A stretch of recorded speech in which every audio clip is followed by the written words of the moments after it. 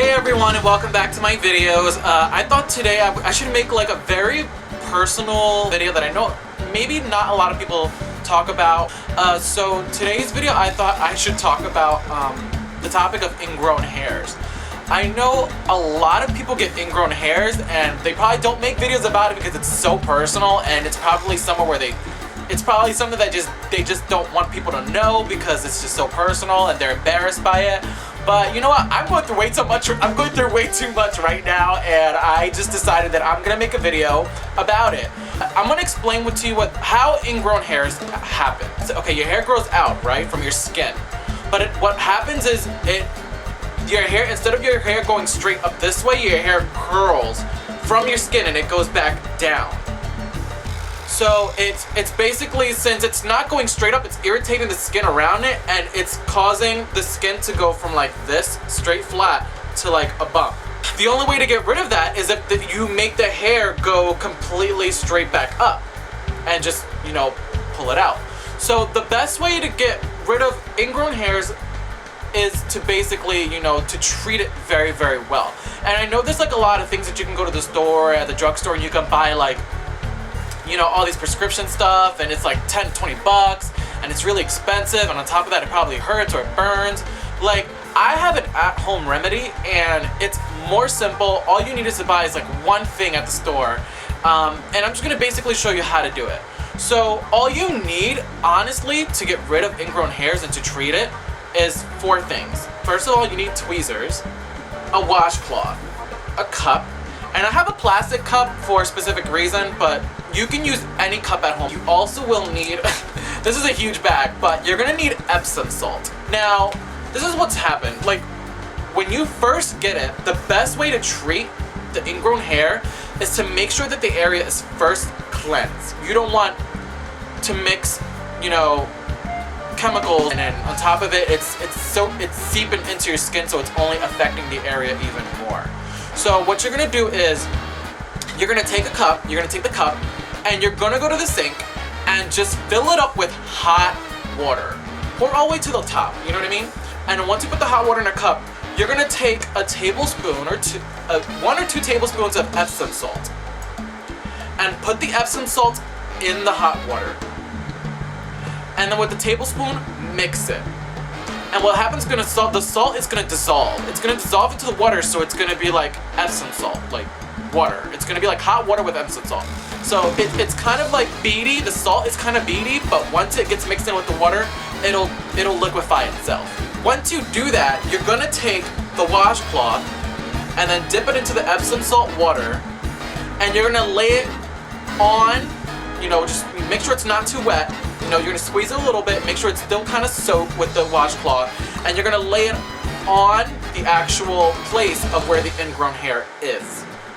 Now, when you do that, you're gonna wanna repeatedly do this.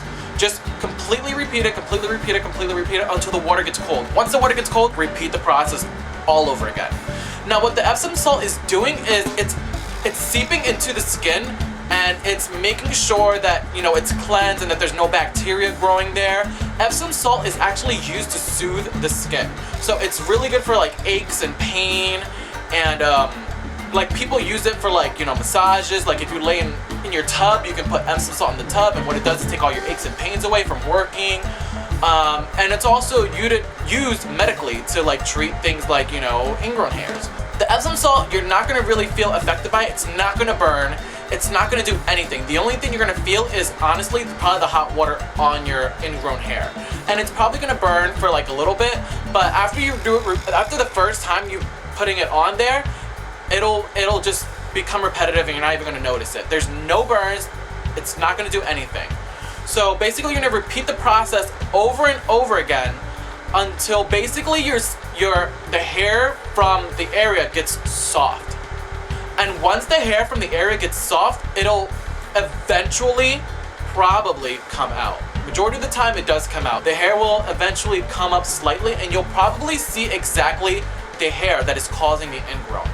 Once you do that, that's when you take your tweezer. And with your tweezer, you're going to pull the hair out. You're not gonna pluck it. If you pluck it, you're basically grabbing at the hair and you might actually make it even worse, because you're ripping you might rip the top hair apart and not rip what's actually inside. So you're only kind of, you don't want to make that mistake. If you pull it, you're basically pulling it slowly, and it's gonna probably hurt slightly since you're pulling it slowly. You're gonna pull it, and when you pull it, it's basically you're pulling it from the root, and that's exactly what you're looking for. Once you pull the hair out, you just want to keep repeating the process. If it's gotten really bad, it's probably gonna everything's probably gonna come out the way it should. That's the treatment that I used, and I've had ingrown hairs, probably like 4 times in my entire life. When it comes down to it, it's basically when you wear tight clothing. And I know a lot of people get ingrown hairs in their groin area, and usually it's because your clothes are just too tight. Your clothes are just too tight, and the thing is, your hair everywhere just needs to breathe. During the process of you having ingrown hair, no matter where it's at, wear looser clothing.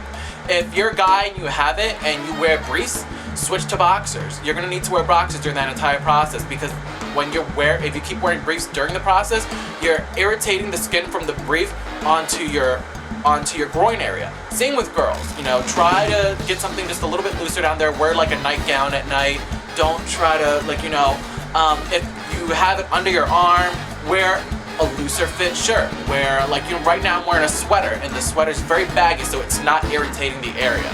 So it's not making it worse, you know what I mean? It's basically stopping at its track, and then if I do this, with the Epsom salt and, treat it very well, it will eventually go away. I hope that tutorial is quick enough for you guys. I wanted to make it very, very short, because I know you don't want to sit here for 30 minutes with me explaining the entire process. It's very simple, it's very easy. You can get Epsom salt anywhere. I think you can get it at Kmart, Walmart, Walgreens. Just try any local store, just anywhere. And it could be regular Epsom salt, or mine's is Epsom salt it's the lavender one. It's a lavender version. I was trying to get a regular one because I thought there was a difference, but there really is no difference. Epsom salt is Epsom salt, and once it mixes into the water, it'll work very, very well. So if you guys have any comments, please leave your comment down below. Send me a personal message. But basically this video can be used for any, if you have ingrown hairs anywhere, in your groin area, under your arm, on your legs. I know some people get them on their thighs, on your stomach.